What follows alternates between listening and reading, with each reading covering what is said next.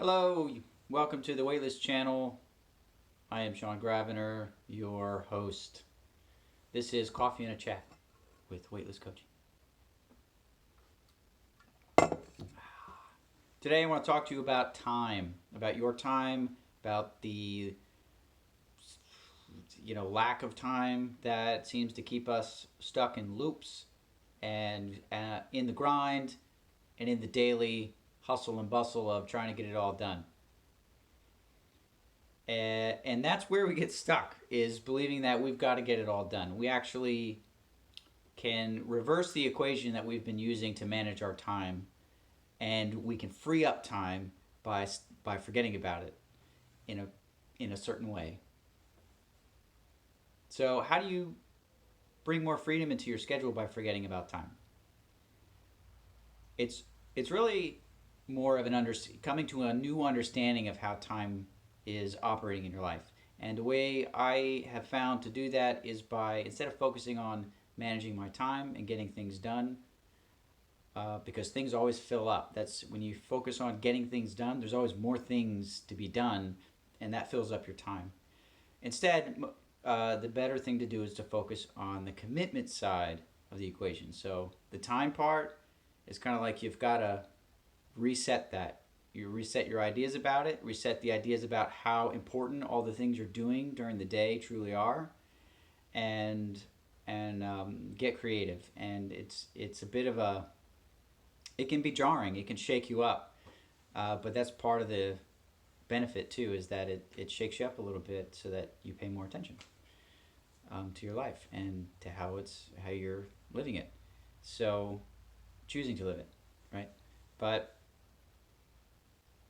back to our topic of time and commitment. Managing your commitment begins, I think, with, I'm not going to get too into it. I want to keep this short and sweet, shorter and sweeter than I tend to make some of my practice videos, which go on. But what I want to talk about, I guess, is the commitment part of this. Not managing your commitment.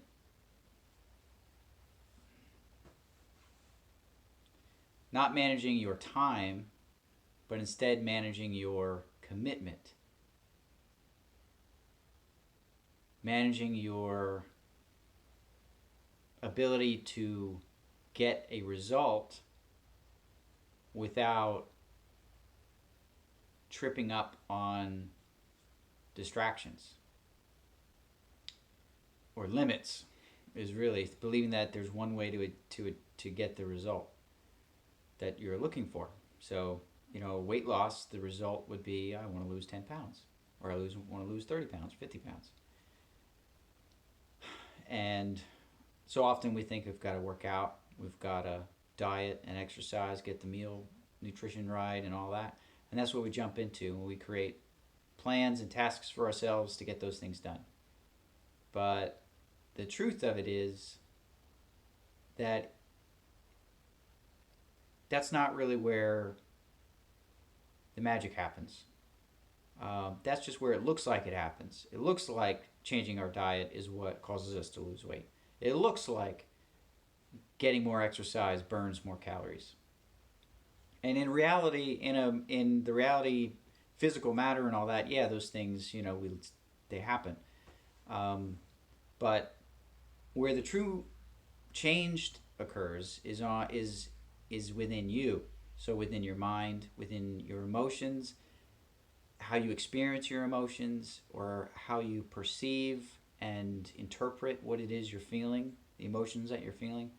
That is where the real change happens. Once you begin to recognize how you feel, be able to kind of detach from it and disassociate yourself as, I'm angry, or I'm frustrated, or I'm not going to be able to do this, those feelings and the thoughts that are associated with it, and you begin to separate that, you can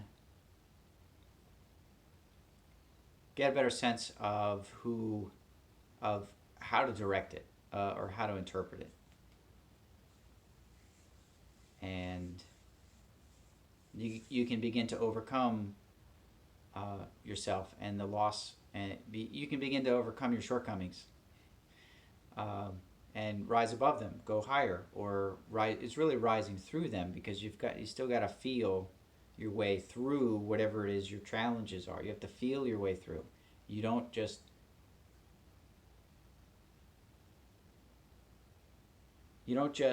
jump or leap across to the other side. You feel your way through, and feeling your way through is it takes practice, because it can be intense and very uncomfortable a lot of times, because we are essentially facing the truth about ourselves. That's what we're feeling, is the truth about ourselves. How have we treated ourselves since however long to create the state that we're in, physically, with our bodies, and also mentally with our minds? Where are we in our minds throughout the day, most of the day? What are our thoughts? Do we value our thoughts?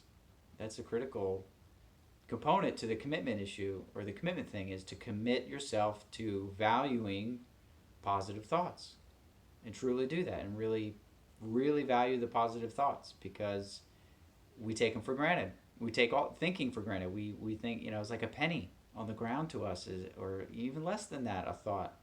We have so many of them, they're easy to create, and they kind of have a life of their own a lot of times, and we just, follow along. Oh, so and so this and that, and that makes me feel this way. And our thoughts are running us. And where do our thoughts come from? Usually from, our friends, our family, TV, media, all the things that influence us, which are also nutrition.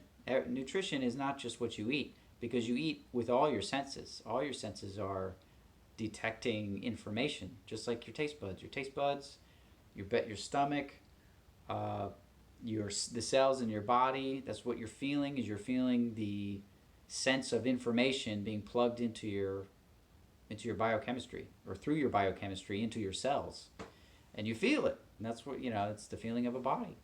And we are the producers of chemicals. Our brain produces those chemicals. How do we manage the brain? How do we manage our thoughts? We do it or how do we manage our beliefs? We do it with thinking. And thinking repetitively, just like we learn anything, creates new patterns. And those patterns, the thoughts of patterns of thinking, are just as real as patterns of behaving. And in fact, that's just a mirror. You do what you believe 100% of the time. So if our outcomes aren't what we want, we maintain being overweight. We are committed to being sad and unhappy. We are committed to being victims and stuff. We can learn to unestablish those patterns, let them decay, while we're building new patterns of thought, new patterns of emotions that are connected to those thoughts. Emotions are body thoughts. It's what they are.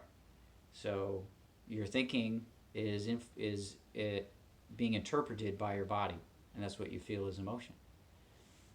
So anyway, I got way off topic there, but I'll get better at this. And I think that's it for today.